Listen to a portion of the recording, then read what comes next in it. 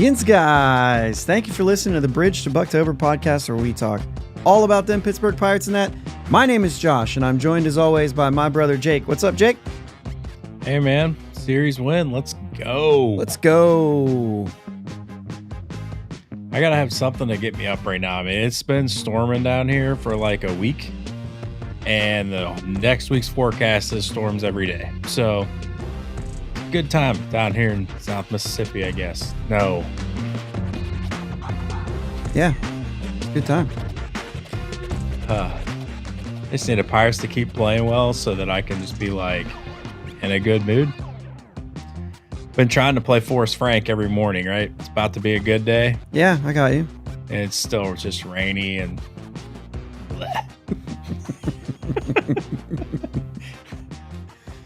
Pirates win the series against the Phillies. We're going to talk Pirates offense a little bit. We're going to talk Luis Ortiz, some Oneil Cruz. You still laughing? yeah, well, you know. Oh, here we go. One day. Okay, so we talked about this after the episode. So we got to remember, for the audio listeners, you put it up there. We got Bucko Mike already. He said, "Catch one day closer to retirement, Uncle Jake." So Uncle Jake might be a little bit of a nickname that we didn't realize was happening. But it's at the end of every episode, right? Keely says, "My dad and Uncle Jake," and it does have a nice little roll off, nice little ring to it. Anyway, I was like, "You're laughing, and I don't know why," right? I think before we get started on anything else, let's give it. Find the clip here, right? Jim Leyland, Todd Helton, Adrian Beltre, and Joe Mauer. Drew a blank there. Into the Hall of Fame today. So, congrats to those guys. Pretty cool. I selfishly only watched the Jim Leyland speech. I almost clicked on Adrian Beltre's, and then I was like, I could do other things. It's not that I will watch them. Yeah. I selfishly only watched Todd Helton. Todd Helton, one of Jake's favorite players. Yeah. My two childhood favorite players both are in now, so I'm good. Larry Walker and Todd Helton. Like I said before, I was a Rockies fan at one point. Yep. And those two guys they were my guys. That's funny. Yeah. The Leyland, my guy. Yep. Super stoked for Leyland too. I mean, yeah, don't man, get me wrong. That was really like his speech was good too. I love how he finished it off. And when I heard it, I was like, man, I don't know like what the rules are, how much we can play on here, right? And what we can play and what we can't play. And I mean, if you talk about it, supposedly maybe you can play it, but for the sake of that and like somebody crying, let's not. Right. I thought it was really cool. I thought like one of my favorite lines that he had was the heart of a boy, the soul of a man. Like that whole thing that he said right there was just like, I was like, dude, that was good. Mm-hmm. I like that. Yeah. I also liked when he asked his wife about. So you watched the Leyland speech? I watched the best of Leyland's speech, right? Oh, okay. Yeah. When he said, "In your wildest dreams, would you ever imagine that I'd be in the Hall of Fame?" And she said, "Jim, you're not in my wildest dreams." Oh, that's funny. Bucko Mike says Leyland cussing out Bonds should have been his intro. It's good. They've stuff. showed it enough on MLB Network in the past couple days. Really? They've showed that clip quite a few times. Okay.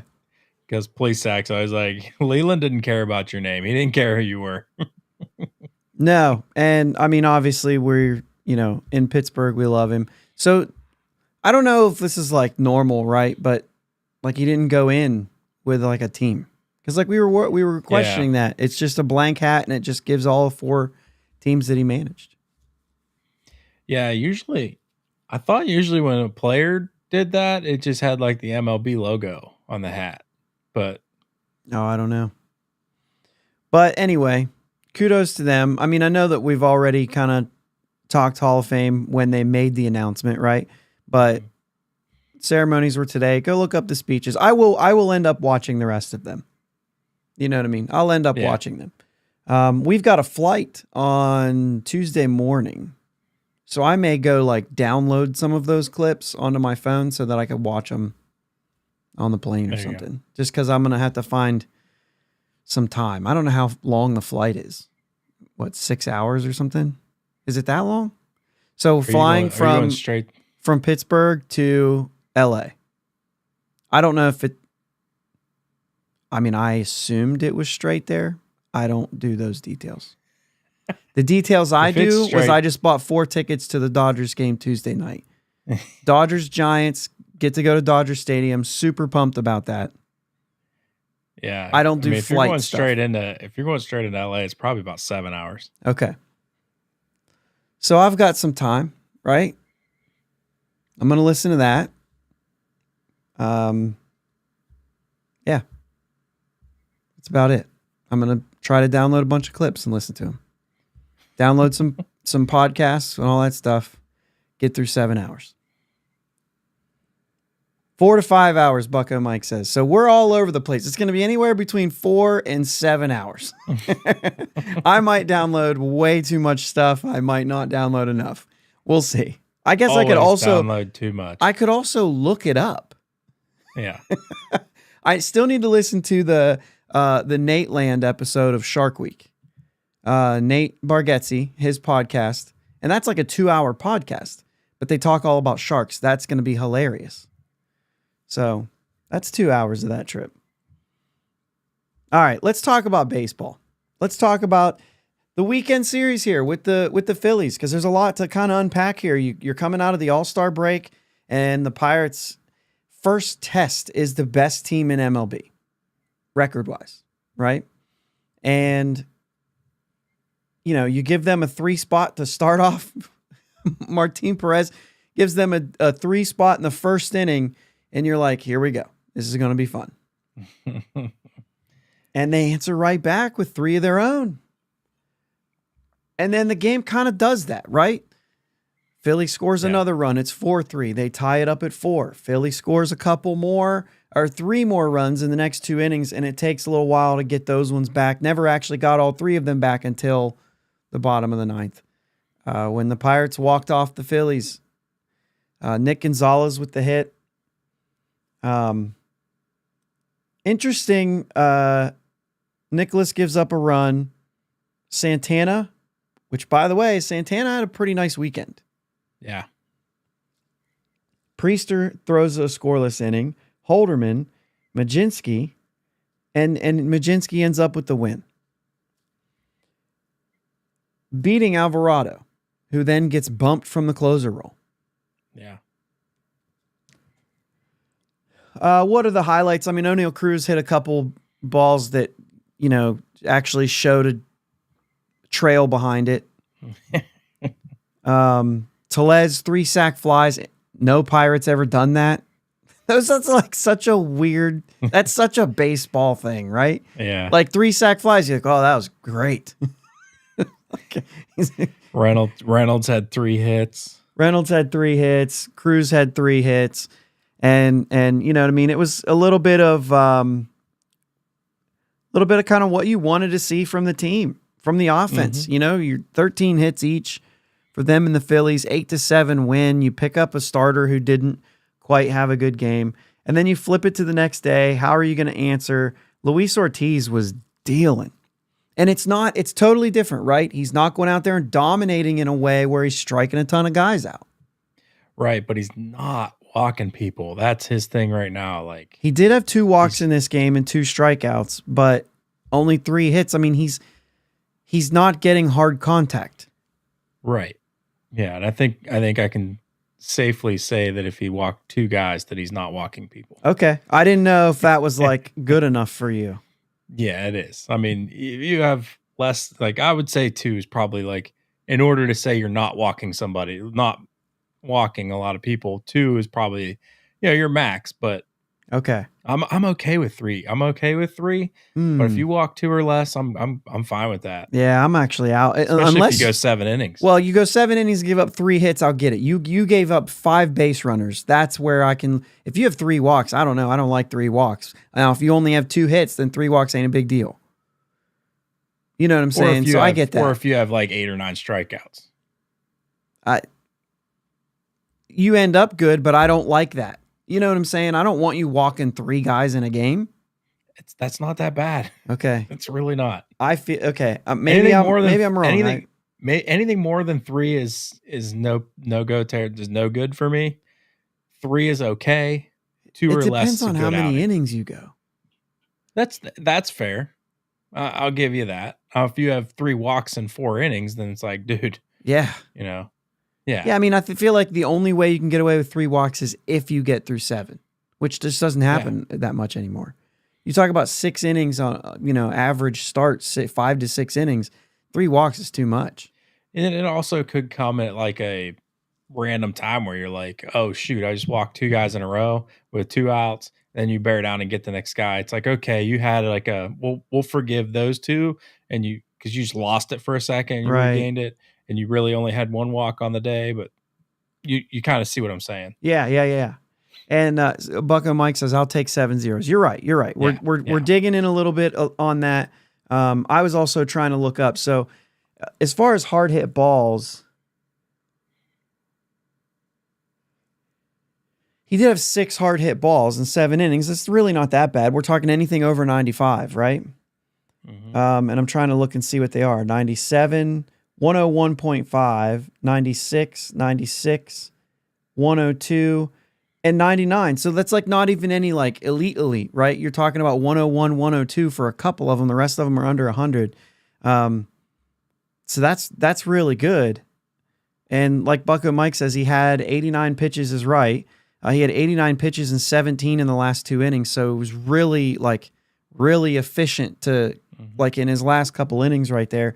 So definitely great way to kind of close. I mean, it was like, okay, well, maybe he's got another inning in him. And then it was quick. And you're like, well, maybe he's got another one in him. You know what I'm saying? And he just kept going. And then Chapman was lights out. Just froze him. That's the thing about Chapman. He can show up one time and do something like that. And then next time he walks 3 guys and you know what I mean? You're like, what are you doing? It's kind of like this offense, a little Jekyll and Hyde kind of scenario. And then Bednar gives up the homer to Bryce Harper. I will say Bryce Harper hit a home run off of Bednar. I mean, Harper's going to get his. Okay. Yeah, and it's a solo shot, so. Yeah, it's not a big deal. No. In that game, you had two more hits from Reynolds, 2 more hits from Cruz, 2 hits from Key Bryan. And not much else other than that. I mean, I guess you still had Kutch still had a hit, which was a big one, the home run to center field. Connor Joe did have a hit. Nick Gonzalez had another hit. And Yaz had a hit. And 2 hard hit balls from Grandal too. Might be able to pick up that 2 balls that were hit 105 by Grandal. He's now hitting 182 after going 1 for 3. Get that batting average up. Anyway, good game there. Obviously, another Cruz home run that was just an absolute missile. Mm-hmm. Just an absolute missile. He's definitely clicking right now. Yeah, he is definitely clicking right now. And we're going to talk a little bit about that too. Brian Reynolds obviously he's not slowing down. No. Not slowing down. The offense on Sunday was a completely different story. You had an opportunity to sweep the Phillies, and you come up short. Really, let's talk Marco Gonzalez for a second, because he only went 4 2/3. He walked 1, he struck out 4. He gave up 6 hits, though. He limited his damage to an extent to give up just 2 runs, but you don't get through 5. So I'm mixed feelings on this. I don't mind 2 runs through 5 innings, which is what it was because Santana did get the strikeout to end the inning. But where are you on Marco right now and what his start was on Sunday? It was mediocre. I mean, like it was a number 5 starter in the rotation.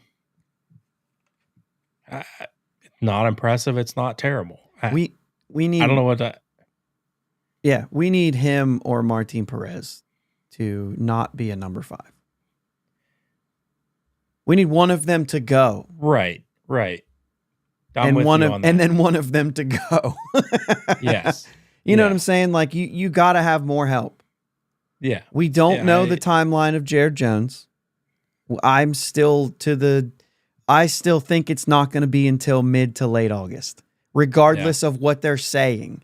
We've already heard that, it was a grade 1, maybe it was a grade 2, maybe, you know what I mean? So like that kind of changed, and I wonder if that changed just for timeline purposes. They're going to take their time. Yeah. He's not coming back anytime soon. And you're going to hear things like, oh, he threw 20 pitches yesterday, only 10 this out. This one, maybe it's not good. I don't know. You're going to hear things. But ultimately, he's not coming back anytime soon, in my opinion. At least another month. But maybe it's different. I'm just thinking that, right? Right. I don't know anything. I can't see them bringing him back too soon. You know what I mean? No, they're going to take their time with it. So somebody's got to step up. We can't just go with 2 guys or, you know. Okay, so OG says they're even saying mid to late August for Jones. How did I miss that? I've been saying it since he went down, but now they're saying it too. So there you go. Yeah. So should I change my answer to early September? No. Just so I can be different? I'm fine with mid to late August. As much as I want them to take their time and make sure he's good, I want him back as soon as possible too. Yeah. But yeah, I think for my money, I don't think either one of those guys, being Perez and Gonzalez, I don't know that either one of them helps us in the bullpen at all. Perez could. He's done it. But for my money, I'd rather see Priester get the starts than one of the 2. You know what I mean? Yeah. I mean, so you've got Ortiz going good right now. You can keep that thing moving. Keller and Skeens are going to keep moving for right now. And it's just how you finish this thing out. Jones comes back, you bolster that rotation.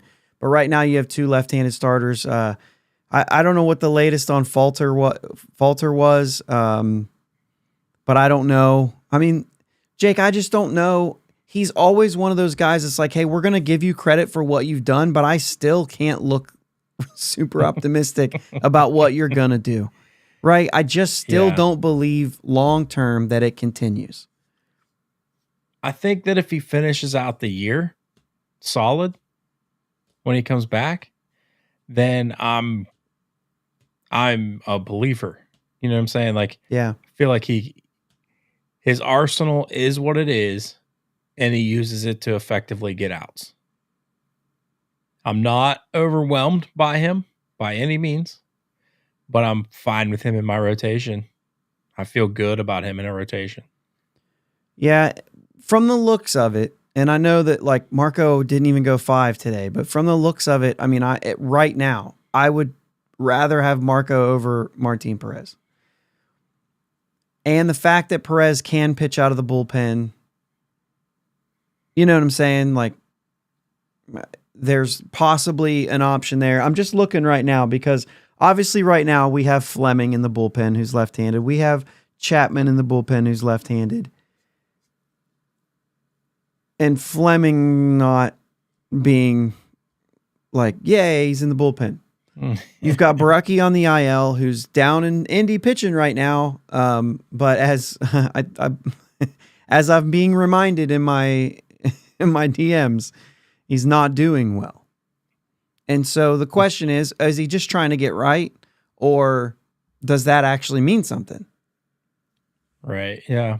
So, there's parts of that. Is he going to be, when is he going to be there? And if he's available, that probably changes, I would imagine, Fleming, right? Because he's on the 60-day. So you need a 40-man move and an active roster move. Fleming's the easy one. They've already done this with him once this year. Lefty for lefty. That would make sense. Yeah. And so you'd have your lefty, but that's a big question. So is there a spot for Perez if you already have, your lefties is where I'm going with that. So I don't know, you know what I mean? But then again, if I'd rather have good pitchers, period. Right. But the more I see from Dennis Santana, and we know that they like him, and he's been okay. I mean, I think that the blow from Santana and Jeffries being back there made me feel like, hey, this is really bad. Maybe Santana has something that they like. You know what I mean? We've seen he had a good weekend. Like I said, he had a good weekend. Yeah. And we've seen some good stuff. And so maybe there's something there, at least for the time being, at least ride a hot streak. But yeah, and he's one of those guys like you don't need to lean on him when you're winning if you can use him in the games you're losing to try to hold everything together. I don't know. That's the way I kind of look at it. I mean, you got to have those guys that you're not quote unquote wasting in a losing effort.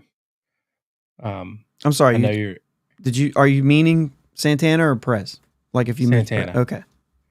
Yeah. Like I like him being out there. Like we can use him in the games like we did today where we're losing. We need somebody to get an inning or two. You bring him in, he does okay. But I still wouldn't trust him bringing him in a game where we're winning by 2 in the 7th inning. You see what I'm saying? You can kind of save. He helps you. He's good enough to be on the mound while I'm saving my studs for when I absolutely need them. Yeah, you're down 3 when he came in. You're down 3 when he came in on Friday night too. So, yeah, I mean, obviously, but you have to have that. But, we're talking about Perez and the possibility of him moving to the bullpen. You know what I mean? So I think that he still would give us some value because he's pitched out of the bullpen before. And maybe could give you even, could be that 3-inning guy if Priester can't get through the first inning. You know what I mean? One of those types of things. But no, I mean, I don't know. So we've got a couple things here while we're on Marco and Perez. Sherrod says, do Marco or Perez have any value in being traded? I don't see Shelton moving them out of the rotation if they're healthy. So that's going to be one of those things. There's kind of 2 things there, right? OG says he thinks there are so many teams desperate for starters of any kind. So there's absolutely a market. So that's something to think about. Also adding to that, OG says with Falter on the shelf through probably the deadline, they'll continue to run Perez and Marco out there unless it's a bullpen game. So actually we can go there too, because if they did decide to move them, you do have Priester there. And OG says piggyback Marco and Priester. So I'm going to compile all this, right? So the first thing is I don't see Shelton moving them out of the rotation if they're healthy. That's where I'm saying like there is a Priester option if they wanted to move them out of the bullpen or out of the starting rotation. I think that's more of a thing for Perez than it's going to be for Marco. That's the way I see it, right? Because he's done it a lot in his career. So I could see that being a possibility. As far as them being traded, yeah, I mean, like OG said, there are teams that will take anything at this point. So I don't know. I mean, maybe. It's not going to get you anything back. That's the thing. The question, the question there is the return better than him in the bullpen, or is it not? Like, do you need him to go, Or let's say this, because the return isn't going to be in the major leagues probably. It's probably going to be a low-level minor leaguer that you can possibly turn into something, or it's going to be cash. I mean, really. Yeah. It could be cash. So I don't know. Like, it's almost one of those things where you say, okay, well, who comes up? Who takes that spot entirely? Like, if it's Falter eventually, if it's, any of these guys, I mean, there's nobody there. You keep Fleming, I guess. Yeah, I mean, there's not anybody like Ryder Ryan comes back up. We have Ryder Ryan, Braxton Ashcraft, and Mike Burrows in the minors. That's the only 3 pitchers we have who aren't on the active roster or injured. Right? And so when we look at that and you say, if by trading Martin Perez and getting back essentially nothing, or a wild card, or nothing, or just cash, right? If that's what you get in return, would you rather have Martin Perez in the bullpen or Ryder Ryan? And I think that's where it comes in. It's like, okay, well, we've got no value in a trade, but I'd take my chances that Perez is a better piece out of the bullpen than Ryder Ryan. Yeah. Or not. That's the decision you're making there. Does that make sense? Yeah. Yeah. I mean, with the experience that Perez has, I'd probably go ahead and just take Perez out of the bullpen, I guess. And the question is, do they make that move? Right. Yeah. Do they make that move? Sherrington said as much. I mean, while we're on that, I mean, he's basically said it's not just offense they're looking for, that they're trying to make the team better. So there's a possibility of a pitcher acquisition as well. Like, they're looking and they're seeing what works. Mm-hmm. So it would be interesting to see, because right now we're talking about a rotation that has been a strength, but we're still looking at, are we Falter? Are we Priester? Are we Perez? Are we, when's Jones? Does Ashcraft get a shot to start? You know what I'm saying? Is there a possibility that happens? Is that more of a bullpen move? So, like, there's a lot of pieces there. Ortiz, I didn't mention Ortiz, but Ortiz has really kind of fixed one of those. He's almost like an acquisition this month. Yeah. You know what I'm saying? Like, does that last? Let's move into Ortiz now. Let's move into. I think as long as the command is where it is, I think it is sustainable. Because even when he's not missing over the plate a lot. You know what I'm saying? Like, his big issue was walking a ton of people. He's cut his way down on his walks, and he's getting results. He's missing barrels. And a lot of it has to do with adding the cutter, and you know what I mean? There's been enough things written about that, but he's changed his arsenal to more attack hitters the way that he's doing it, instead of trying to just strike everybody out. Yeah. A lot of times, a lot of strikeouts also can be a lot of walks if you get patient hitters up there. And so, you know what I'm saying? Like, a lot of strikeouts are a lot of times because you're getting chases. When you stop getting chases, you're just walking a ton of guys. You know what I mean? If you stop locating a fastball, they're going to lay off of other things. And you know what I'm saying? It changes it. So, yeah, it's interesting. So a couple things here. Bucko Mike points out Ashcraft is hurt. Yes, I get that. I just mean down the road throughout that. And it's possible that doesn't happen. Ryan has no options left. So basically what they do is they can still call Ryder Ryan up. But the next time they option him down, it's not about not having options. It's an option season. So he's only using one option this season. And they've already used that option. But now you can use it up to, I believe, 6 times. The 7th time you send him down, he has to pass through waivers. So it's not like he actually, it's not based, that option only has 6 ups and downs, or whatever, 6 downs, I guess. So the next time they call him up, he has to stay, or if they send him down, he has to pass through waivers in order to get to Indy. So that's essentially what it is. I don't think that they have to actually designate him. I think they just have to pass him through waivers. And if he passes, he's optioned. I think. I don't know if there's an opt-out or anything. I'm sure that Ethan, if you're listening, Ethan Houlihan, if you're listening, let me know. But I believe that's the way I understand it, is that like his next one is okay. So OG says the limit is 5. So on the 6th one, if that's right, on the 6th one, he just has to go through waivers.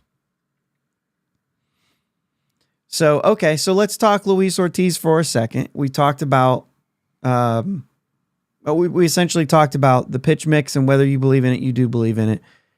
I just want to mention, this is another development success. This is another story of development working. And I also want to just throw this in there a little under the radar. Thank you, Ortiz. If you, in fact, did pick out the uniforms. That's a good question. Who out there knows? Is it still true, or is it true with all starters? Do starters get to pick the uniforms?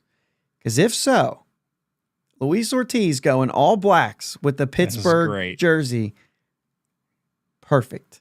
Loved it. Loved it. Anybody out there who loves the all blacks, let me know. Because I love the all blacks. Yeah. It's definitely I was listening to it. I was on my way home. I think I was on my way home from work, and I was listening to it on the MLB app. And Joe Block was kind of explaining. I'm like, wait a minute. I'm like, I can't wait to get home and turn this on and see it. I was like, yep. With the batting practice hat too, which that's the second time now that they've worn the batting practice hat in a game, which is just so cool. I like them. So cool. There we go. Rob says, thought the All Blacks looked fantastic. Love it. All right, so how about Oneil Cruz, Jake?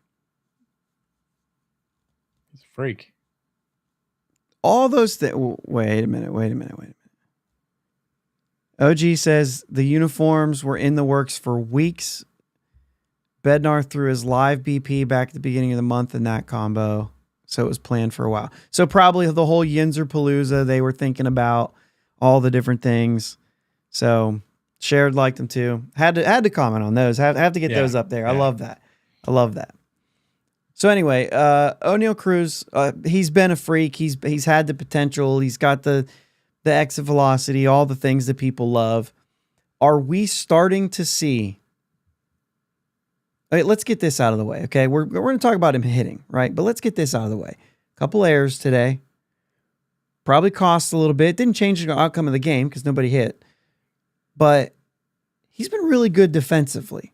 And they've been pointing that out a little bit more recently. And I think they were kind of letting it ride a little bit.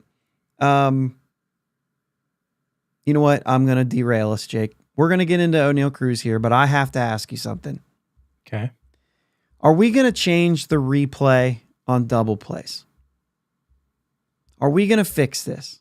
I don't really know if the Oneil Cruz play today fits into this category, but I've seen it now twice. Once, I think with Triolo, and another one maybe was against us, where the play comes to second, the ball hits the glove of the shortstop or second baseman, the ball comes out, he's out at second, but the ball drops.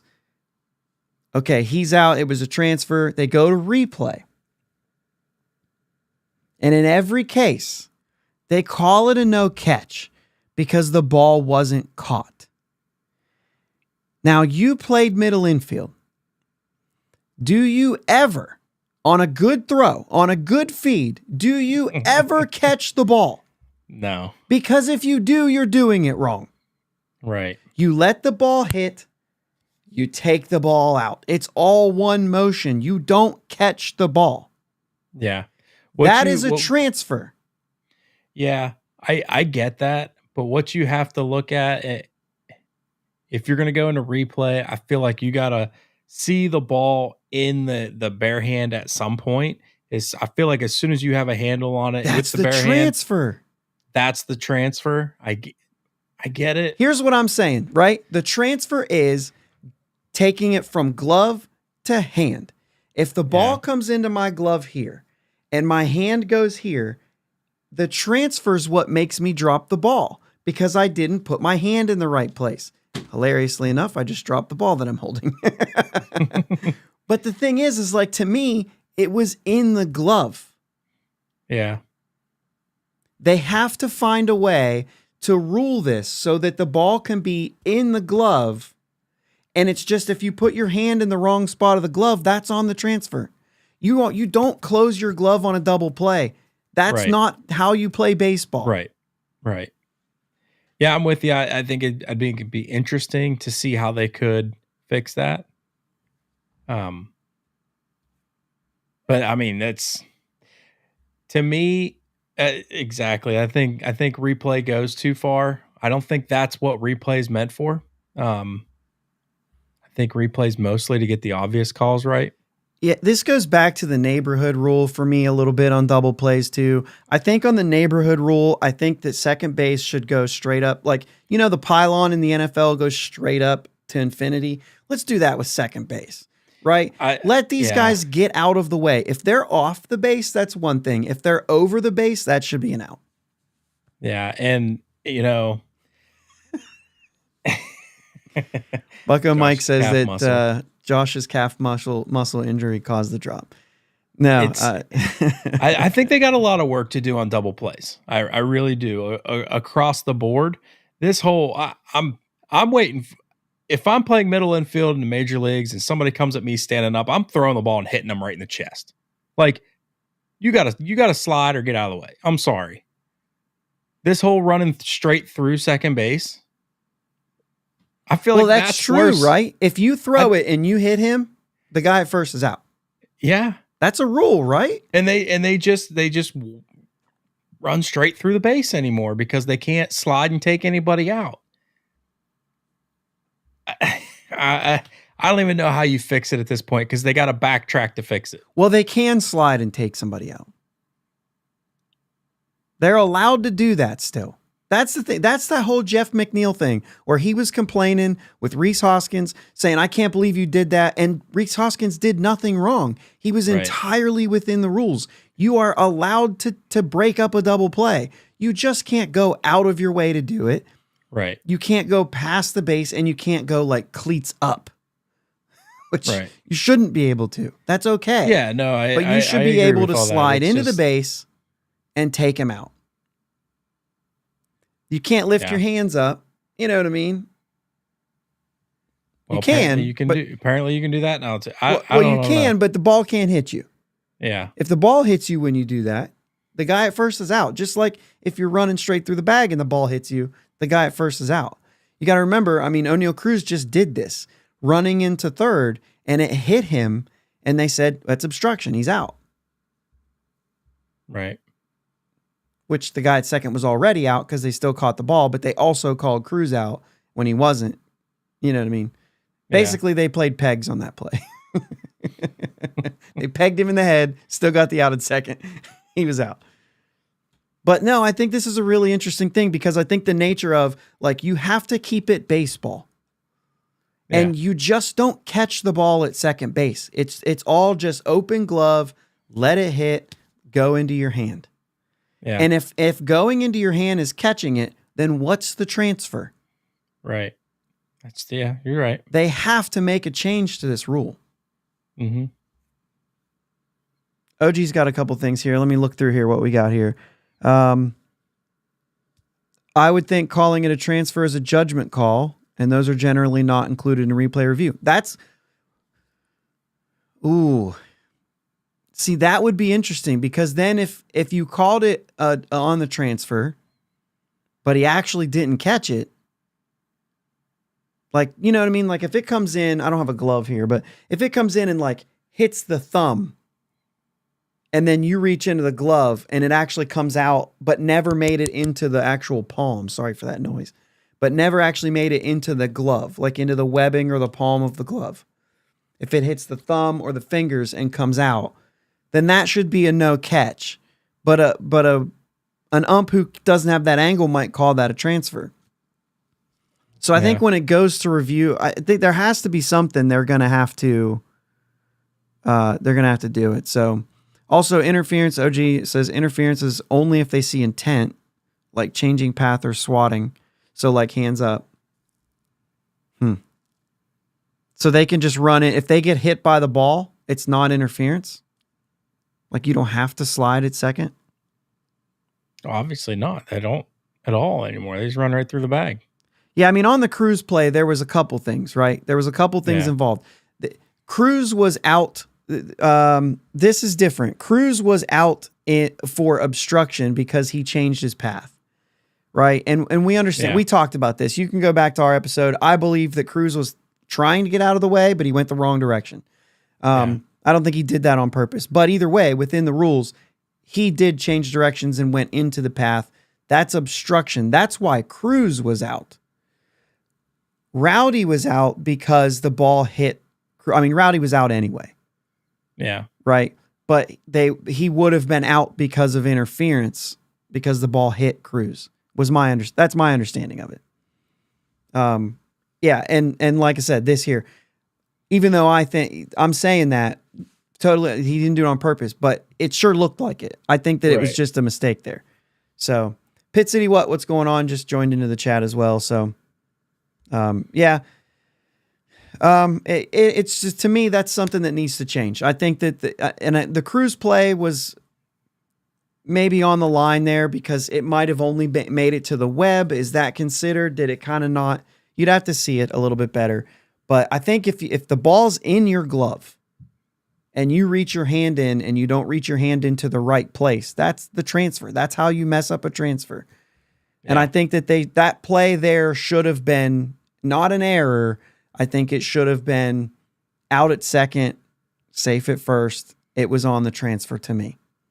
But I'll give you a little bit on the Cruz one because it wasn't quite as clean as, like, say, the Triolo one was earlier this season, where it went smack dab in the middle of his glove. Perfect way you field that. And when he went to the hand, he dropped the ball.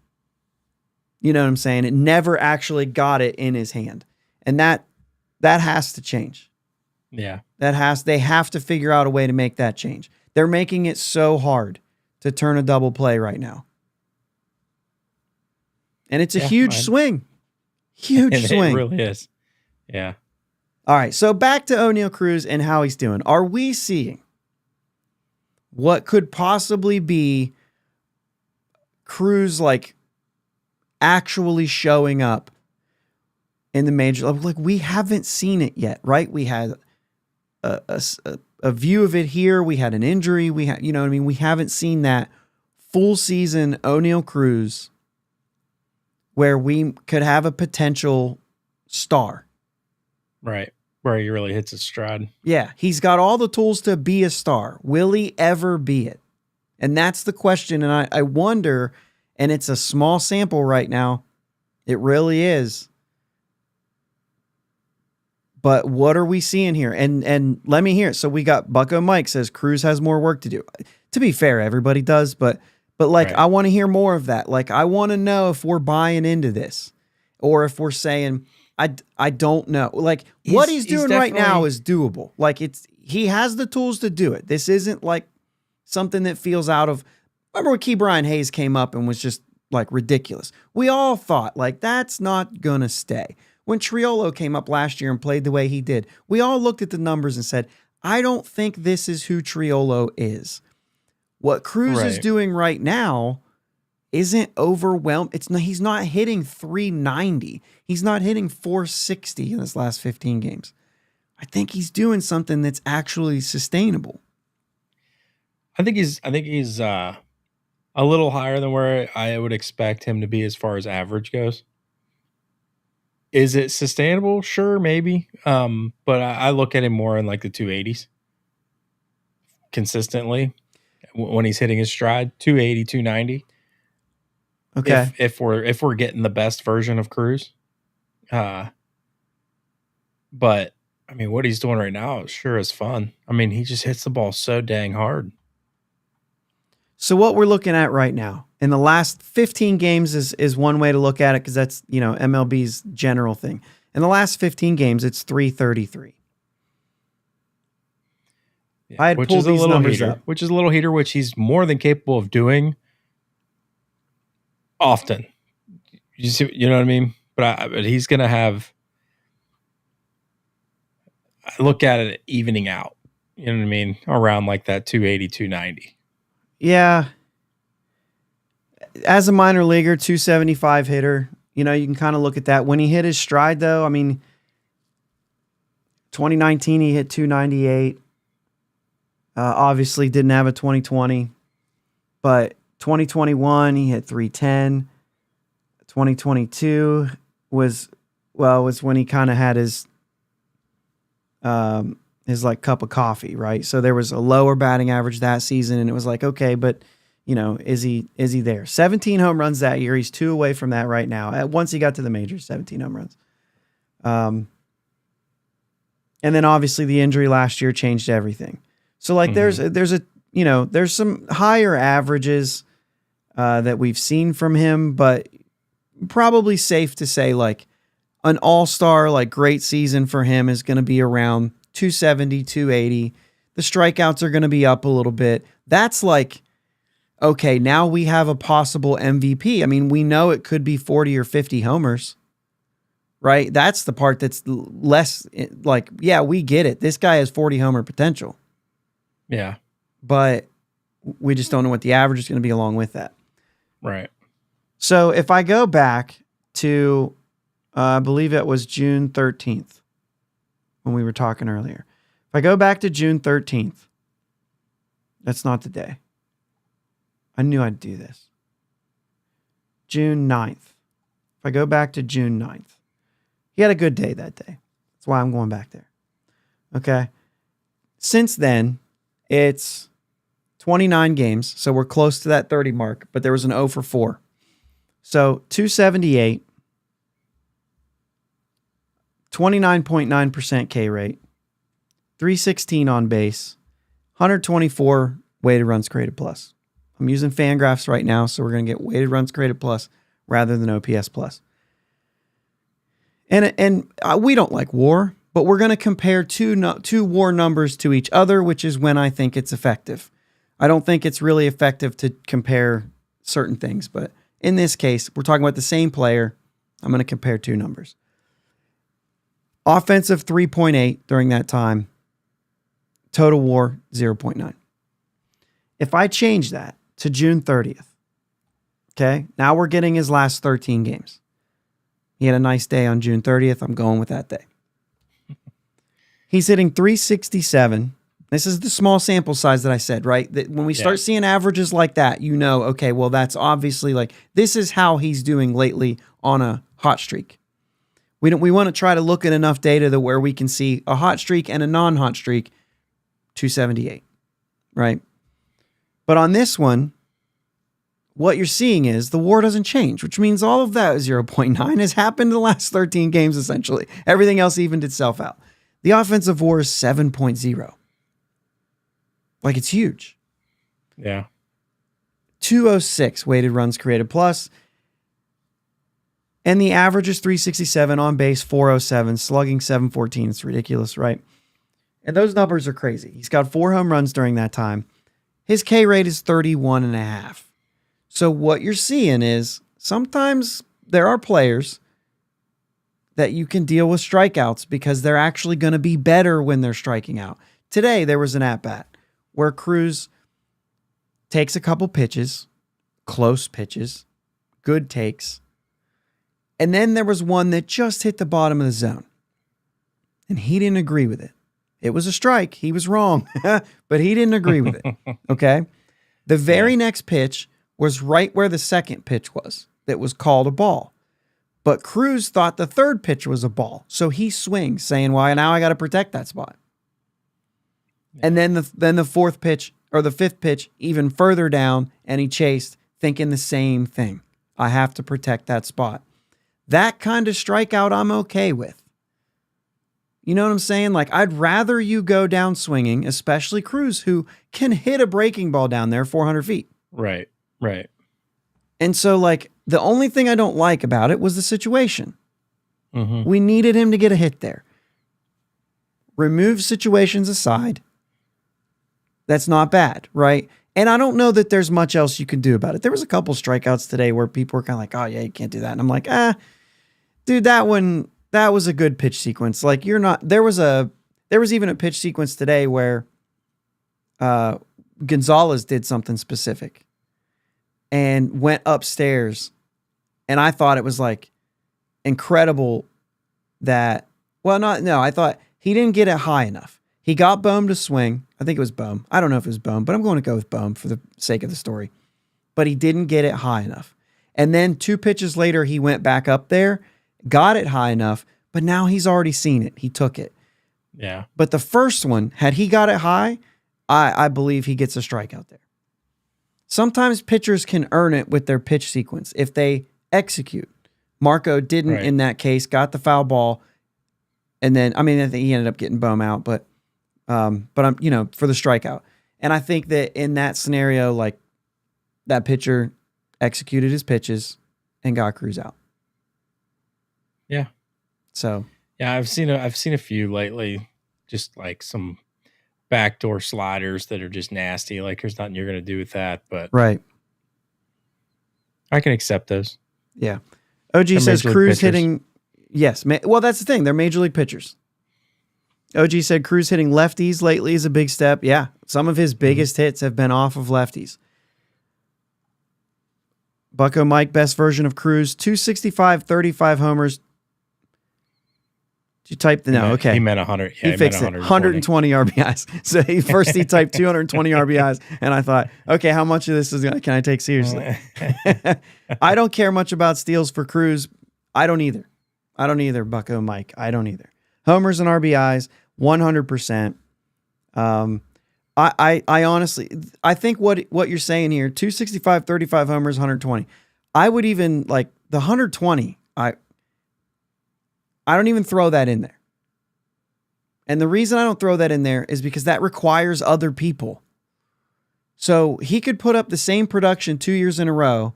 And if he's in a good lineup, he has 120 RBIs. If he's in a bad lineup, he has 95. He didn't change anything. So I'm out on the, like, I like the number is good, but I think 265, 35, I think that's a great baseline. I think he has potential to have like a year where he goes 285, 45. You know what I'm saying? Like something like that, where he's like, oh, this hot streak lasted longer. This guy's in the MVP conversation. Yeah. You know what I'm saying? Like, I think he has that in him. But if he's 265, 35 as like a baseline, yeah, this is a guy that you think you're getting from him, right? This is the guy that they were planning on having. This is a star. Yeah. I think that's a pretty good baseline. I would even say 265 and 30. You know what I mean? Whether he gets to, like, he could have, as a baseline, but he has that kind of power. Yeah. He's got 15 right now. What do you assume? Like, if he does well the rest of the year, he finishes with like between 25 and 30. Or does he have more? Where's he at right now? It's 15, he's at 15. 16? He's at 15. 15. Yeah, I mean, his chances of reaching 30 are tough, but the way he hits the ball, as hard as he hits the ball, it's doable. Yeah, I mean, we're almost in August, which you're talking 2 months. Like a good month is, yeah, I mean, that'd be tough. A good month is it would be tough. 6 to 8 homers is still a good month, I think. For a lot. I mean, Reynolds June, I think he had 6 home runs. You know what I mean? Yeah. Of course, Reynolds doesn't have this kind of power. Right. Yeah. I mean, it's a special dude, and the way he hit, as hard as he hits the ball, I don't think it's out of reach. I don't think it's likely. Yeah. Is that fair? Yeah. Well, I'll tell you what is in reach, Jake. I'll tell you what is in reach. The Pirates right now are 50 and 49. They're going up against St. Louis, who they're 2 games behind. If this is updated. Yeah, it should be updated. Who they are 2... Wait a minute. Wait for this. It's got to reload. 2 games behind. Obviously 7 out of the division, but they're only a half a game out of the wild card. As it stands now. And those in front of them, obviously, are the Cardinals, who have the 2nd wild card spot. The Mets have the 3rd wild card spot. However, the Diamondbacks and Padres have the same 5-10 winning percentage. The Pirates are a half game behind them. And then there's a little bit of distance. The Giants are 3 games out, and so on. Pirates play the Cardinals and the Diamondbacks in their next two series. I believe in their next two series. Is that right? I think so. Yes, they do. They go to the Diamondbacks after that. So you have an opportunity to do some damage to the guys you're actually chasing. So I think it's a good setup here. You just took down the Phillies. You can't go lay an egg against the Cardinals. And listen, there's always a chance right now too. And you didn't even mention that number 1 spot in the wild card. And they just lost Albies. Yeah. He'll be out for 2 months. Right. That's a big deal. That's not somebody you can just go out and replace easily. And the Braves are beat up. They're not guaranteed a spot in the playoffs right now. They're just not. Right. Guaranteed. I mean, I don't know. So, I mean, you're looking at another potential spot opening up is why I'm saying that. You know what I mean? But the Braves will make a move for that spot. Bucko Mike said in the chat earlier that he thinks it's Alika Williams. So, well, hopefully. Hopefully, then you can give a spot to get there. That's interesting, though, that they're heating up over Alika. Like, I think that might be a good fit for a Peggy situation. Man, I said you the could same get a little thing. more. Yep. So, I don't know. But if they're looking for defense only, I get it. So, let's talk about the Cardinals coming in. Andre Palante is going to be the pitcher. He's going against Keller on Monday. 4-4 with a 4.21. But that's 17 games and 8 starts, right? If we look at since he's been starting, he's had 8 starts. He's been starting since May 29th. And as a starter, he's got a 3.70 ERA. A little bit better than that season numbers. 1.26 whip, 35 Ks in 41 innings, and 14 walks. So 35 to 14, like that's a good number. He's not walking a lot. He started July 4th, 7 innings, 4 hits, 1 run, a walk, and 5 Ks against the Pirates. And so, you know, Keller's got to step it up a little bit. We've seen a couple starts from Keller now where we're, hoping that break was good. Yeah. Go ahead. I'm fine. I'm fine with Keller right now. I think he's going to come back. I look for big things from him for the second half. Yeah. I'm with you. Yeah. And as Sherrod just says, 2-3 against the Phillies without using Keller or Skeens was crucial. Yeah. So now we get Keller Monday against Palante and then Skeens versus Lance Lynn. Lance Lynn, 4.39 ERA in 19 games, 1.39 whip. He started against the Pirates in St. Louis, only went 4 1/3, walked 3 guys, struck out 5. There's where your walk 3 guys is terrible, by the way. Mm-hmm. 4 hits, 3 runs. Since then, he's given up 5 runs to Miami, a run to Atlanta, no runs to Cincinnati, 10 runs to Washington, and 2 runs to Chicago. So, I'm just pointing out, Lance Lynn has not really been what we know of Lance Lynn. This is a guy at the end of the road here, not quite been as effective as what you might remember. Yeah, this is a guy I think we got to take advantage of right now and just, right. Just jump on him early and stay on him. Yep. OG says lefty bats need to feast this series. This is setting it up for Oneil Cruz to continue this, right?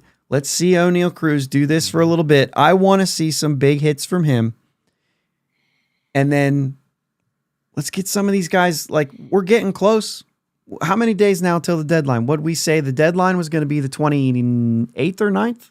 What did we say it was? I think it's the 29th. 29th. So that's Monday the 29th at 6 p.m., which is a week from tomorrow, or today if you're listening on audio. It's released on Monday.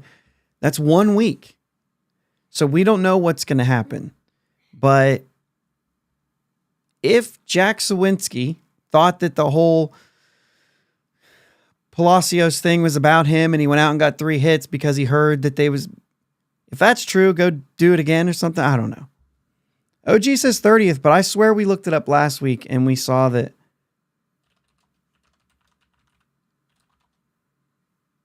it was the 29th.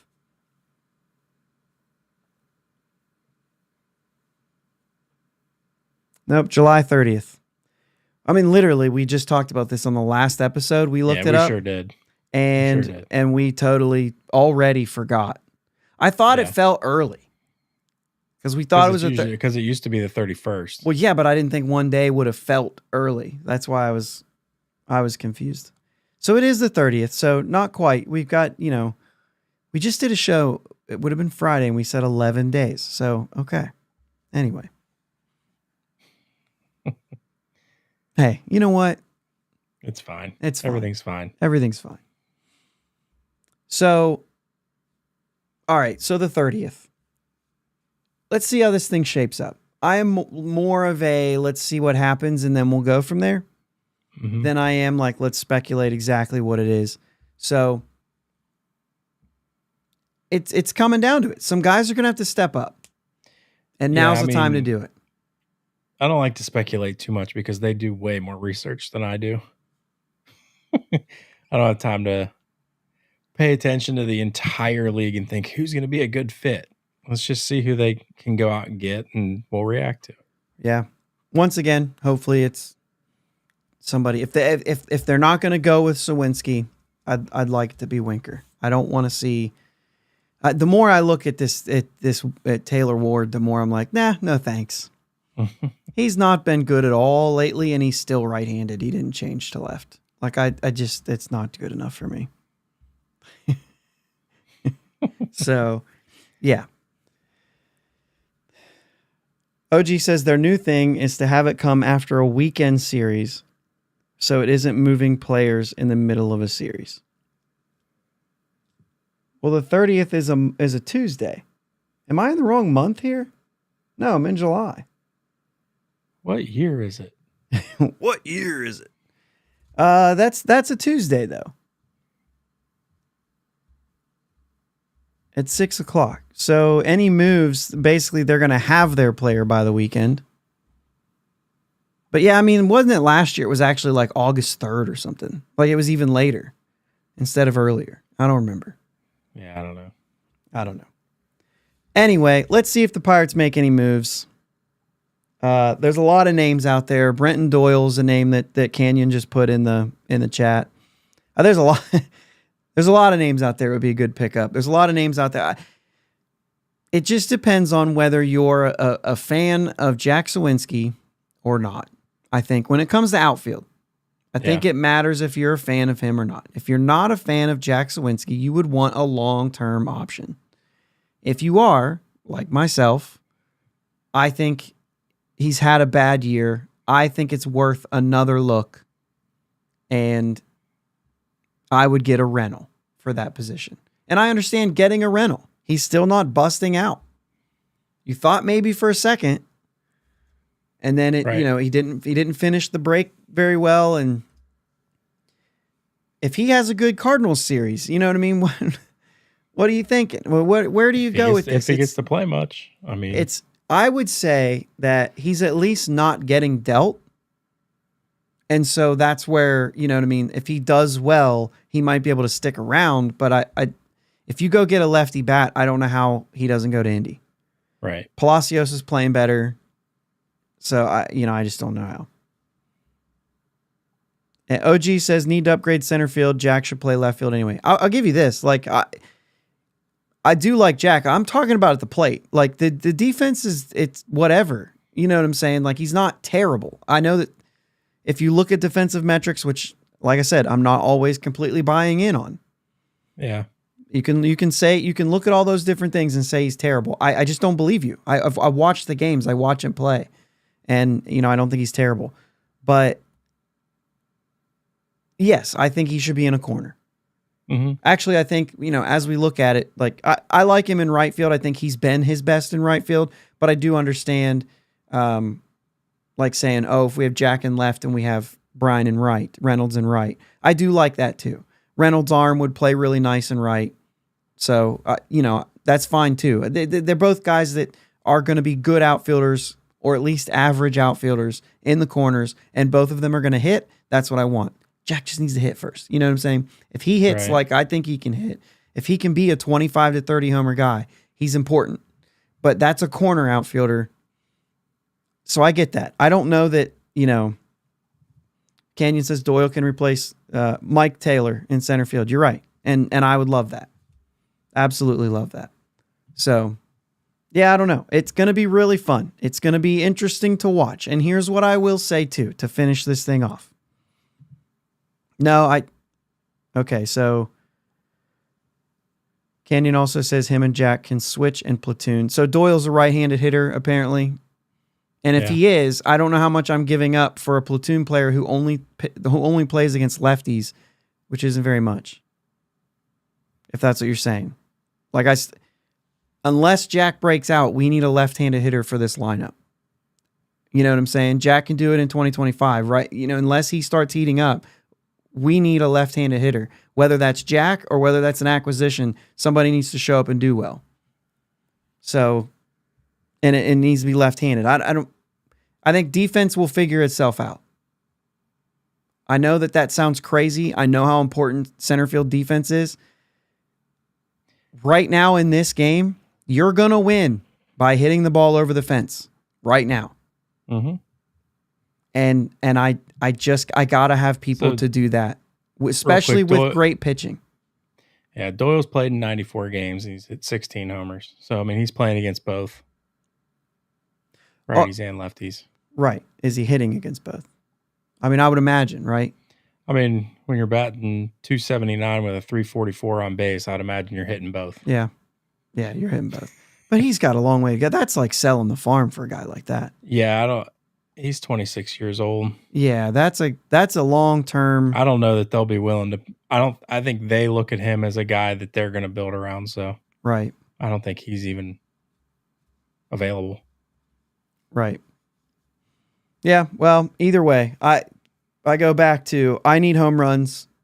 When you've got Skeens on the mound, I think a 2-run homer might win the game. Like we just need guys to be able to do that. Yeah. We need that quick. This team and most teams, the way the pitching is these days, most teams are not going to string hits together. You've got to be in scoring position on first base. If you're not in scoring position on first base, you're not a playoff team. That's just the way the game's played this day. Look at Cleveland. They didn't change very much except their hitting philosophy. They didn't strike out. They on-base machines. And then all of a sudden they were like, hey, we were like 40 less than the 29th place team in home runs. And now they're hitting a ton of home runs. And they're striking out more. And they're one of the best American League teams right now. Yeah. So like, that's the way this game goes. It's if you're not in scoring position on first base, you're not a playoff team. Yeah. And that's the way it'll happen. If we don't hit home runs, we won't get this wild card spot. All right. Yeah, I think that's fair. I will say here, I don't think there will be a Thursday night, Friday episode this week. I will be in California. We leave on Tuesday.